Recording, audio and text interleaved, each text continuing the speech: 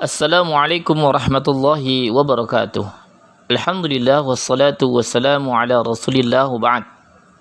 Anak Ustadz yang Ustadz cintai karena Allah, yang soleh dan solehah. Alhamdulillah kita akan mempelajari pelajaran pendidikan agama Islam. Dan Alhamdulillah kita sudah sampai di pelajaran yang terakhir, yaitu pelajaran ke-16 tentang praktek dan adab salat berjamaah. Maka kita akan mempelajari bagaimana praktek dan adab saat sholat berjamaah. Taib, yang pertama yang akan kita pelajari adalah syarat-syarat menjadi imam.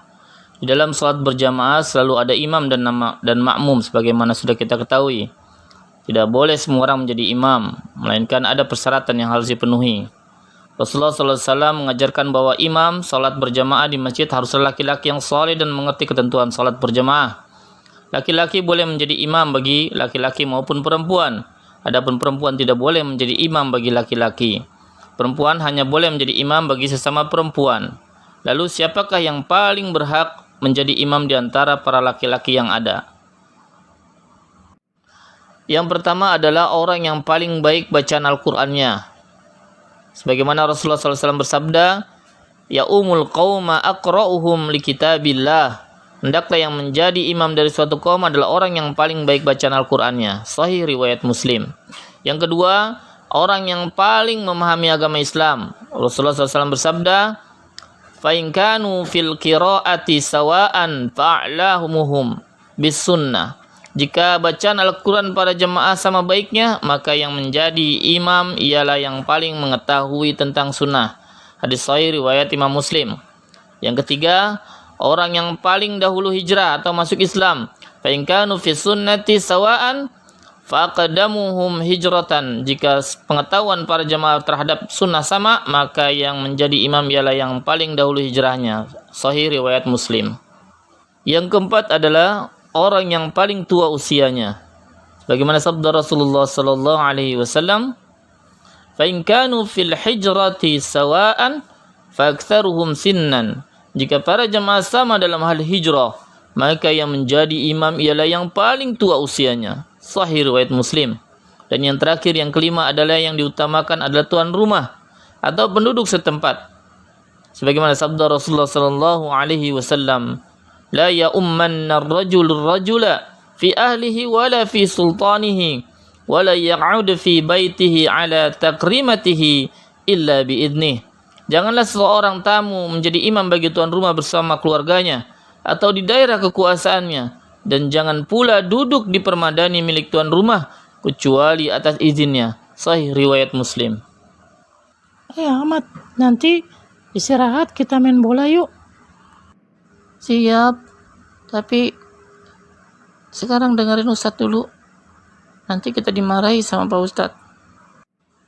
Ya Yusuf, perhatikan Pak Ustadz. Simak pelajarannya. Jangan bicara dulu. Nah, Pak Ustadz. Taib, kita lanjutkan. Perhatikan ke layar monitor. Sekarang kita akan membahas tentang posisi imam dan makmum. Salat berjamaah terdiri atas imam dan makmum. Maka tahukah kalian di manakah posisi imam dan makmum saat salat berjamaah? Jika salatnya berdua sementara imam dan makmum itu sama-sama laki-laki, maka saf imam dan makmum sejajar, yaitu imam di sebelah kiri sedangkan makmum di sebelah kanan. Hadisnya, suatu malam Ibnu Abbas radhiyallahu anhu saat salat tahajud berjamaah bersama Rasulullah SAW, awalnya Ibnu Abbas berdiri sebelah kiri Nabi SAW. Rasulullah memegang kepalaku lalu memindahkanku ke sebelah kanan beliau, tuturnya. Hadis ini sahih riwayat Bukhari dan Muslim. Nah, mengapa kalian perhatikan, coba diperhatikan, mengapa posisi imam dan makmum harus sejajar? Karena tidak sempurna salat seseorang yang berada sendirian di saf belakang. Begitu pula apabila ia agak mundur dari imam, sebab mereka hanya berdua dan sama-sama laki-laki. Ya, sama-sama jenis kelamin yang sama. Sebagaimana sabda Rasulullah SAW, la salata lilladhi khalfas saffi. Tidak sempurna salat seseorang yang sendirian di belakang saf. Sahih riwayat Ibnu Majah. Sekarang perhatikan di monitor. Berikut adalah ilustrasi orang yang salat berdua dan sama-sama laki-laki.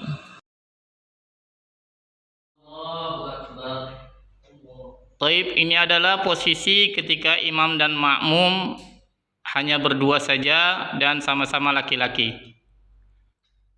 Allahu Akbar.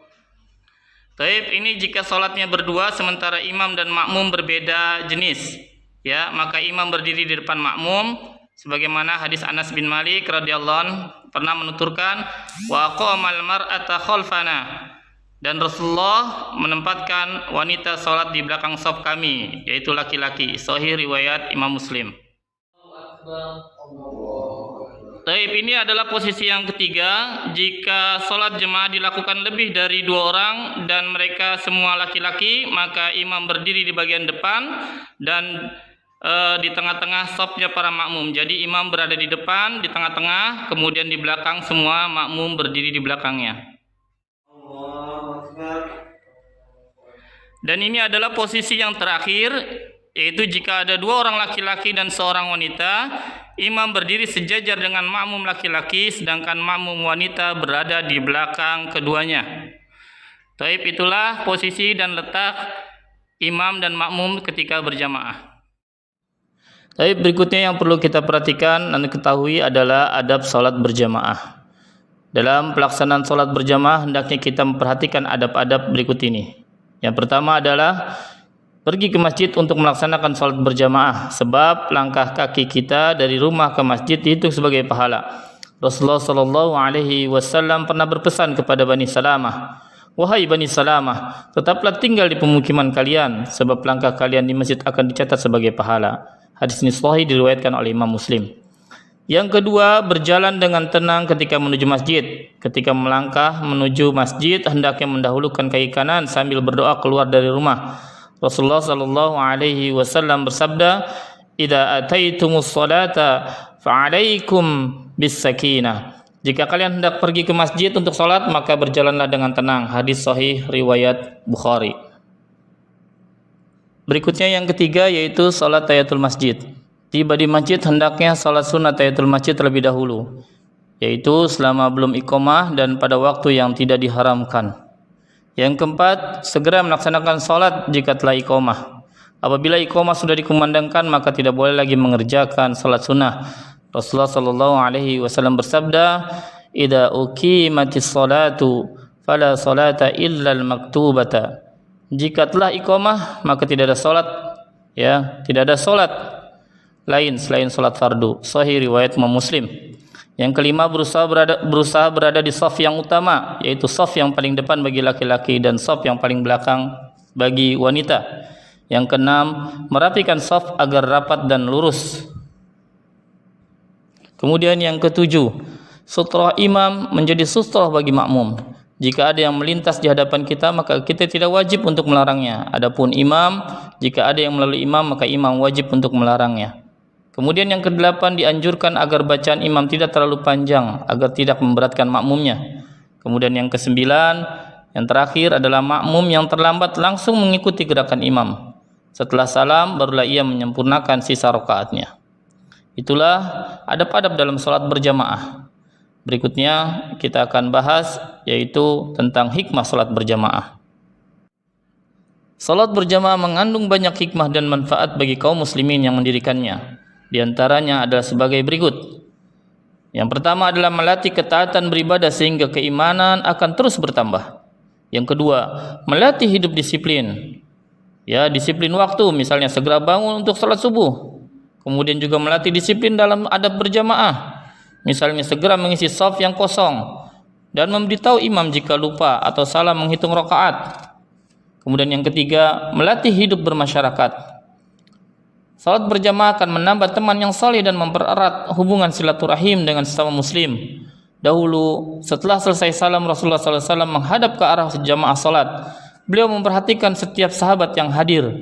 Apabila ada yang sakit, beliau segera menjenguknya. Kemudian yang keempat, menambah wawasan tentang agama Islam. Di sejumlah masjid, setelah salat berjamaah diadakan ceramah singkat, sehingga orang yang pergi ke masjid pastilah akan mendapatkan ilmu yang bermanfaat untuk kehidupannya. Kemudian yang terakhir, yang kelima, dengan salat berjamaah, suasana masjid akan dimakmurkan oleh ibadah, sehingga bangunan masjid tidaklah sia-sia.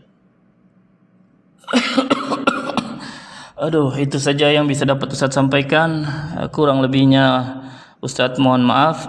Wahai kamu Yusuf, apa kamu sudah paham apa yang Ustaz sampaikan? Sudah Ustaz. Alhamdulillahirabbil alamin. Alhamdulillah, Masya Allah. Sekarang sudah selesai pelajaran kita, mohon untuk dihafalkan dan kemudian dipraktekkan di dalam kehidupan kita sehari-hari. Jazakumullah khairan, barakallahu fikum. Kita tutup dengan doa kafaratul majlis. Subhanakallahumma wa bihamdik, asyhadu an la ilaha illa anta, astaghfiruka wa atubu ilaik. Assalamualaikum warahmatullahi wabarakatuh.